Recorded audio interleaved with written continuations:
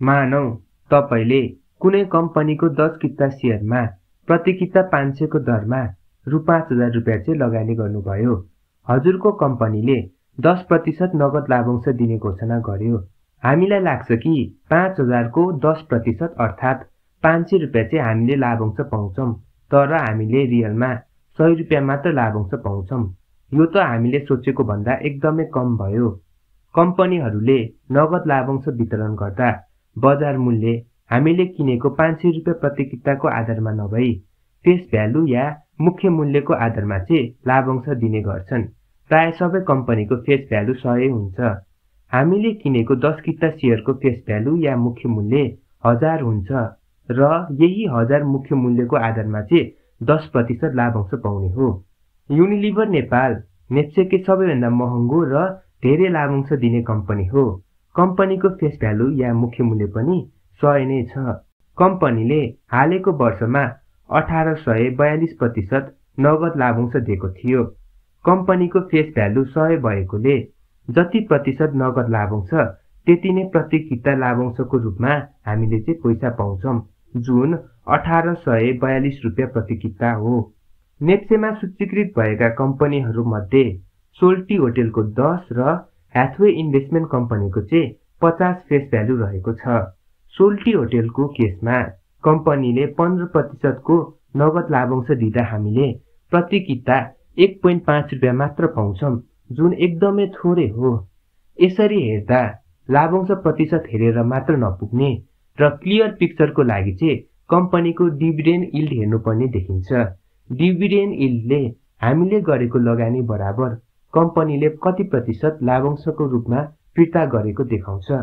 कम्पनीले दिएको नगद लाभांशलाई हाम्रो लगानीले भाग गर्दा डिभिडेन्ड यील्ड आउँछ र यो जति धेरै भयो त्यति नै राम्रो हो।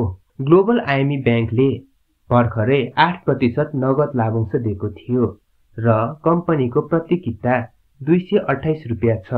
कम्पनीको डिभिडेन्ड यील्ड चाहिँ 3.5% छ, जुन राम्रो हो। यदि हामीलाई थोरै रिस्कमा राम्रो प्यासिभ इन्कम चाहिएको छ भने राम्रो र धेरै डिभिडेन्ड यील्ड दिने कम्पनीहरू चाहिँ छान्नुपर्छ। डिस्क्लेमर, यो भिडियो चाहिँ एजुकेसनल पर्पजको लागि मात्र हो, या कुनै फाइनान्सियल एडभाइस छैन र लगानी गर्नु अघि चाहिँ बुझेर आफ्नै रिस्कमा गर्नुहोला। स्मार्ट लगानीलाई लाइक र सब्स्क्राइब पनि गरिदिनु होला। आगामी दिनमा अझै धेरै मेहनत गर्दै राम्रो भिडियोहरू ल्याउनेछु। नेप्सेमा सूचीकृत सबैभन्दा बढी डिभिडेन्ड यील्ड चाहिँ नेपाल लुब्रिकेन्ट ओइल एनएलओको 6.8% छ, तर यो कम्पनीको शेयर कारोबार चाहिँ एकदमै कम हुन्छ र चाहेर पनि हामी लगानीकर्ताहरूले चाहिँ यसको शेयर चाहिँ किन्न सक्दैनौं। युनिलिभर नेपालले 1842% को लाभांश दिँदा कम्पनीको डिभिडेन्ड यील्ड 3.9% छ, जसले कम्पनीमा 100 को लगानी बापत लगानीकर्ताहरूले चाहिँ 3.9 रुपैयाँ लाभांशको रूपमा फिर्ता पाएको देखिन्छ। त्यस्तै ग्लोबल आइएमई ब्याङ्कको 3.5%, स्ट्यान्डर्ड चार्टर्ड ब्याङ्कको 3% र एनआरएन इन्भेस्टमेन्ट कम्पनीको चाहिँ 2% डिभिडेन्ड यील्ड छ।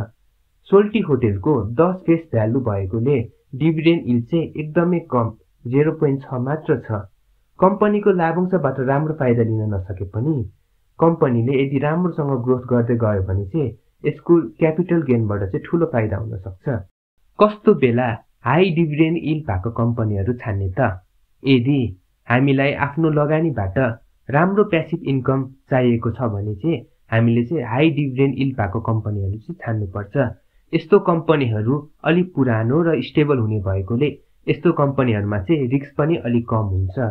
अर्कोतिर डिभिडेन्ड यील्ड कम या हुँदै नभएको कम्पनीहरू यदि नयाँ र आफ्नो व्यापार व्यवसायलाई चाहिँ एकदमै राम्रोसँग विस्तार गरिरहेको छ भने चाहिँ यस्तो बेलामा चाहिँ हामीले यस्तो कम्पनीहरूमा पनि लगानी गर्न सक्छौं, तर यस्तो कम्पनीहरूमा चाहिँ अलि बढी रिस्क चाहिँ हुन्छ।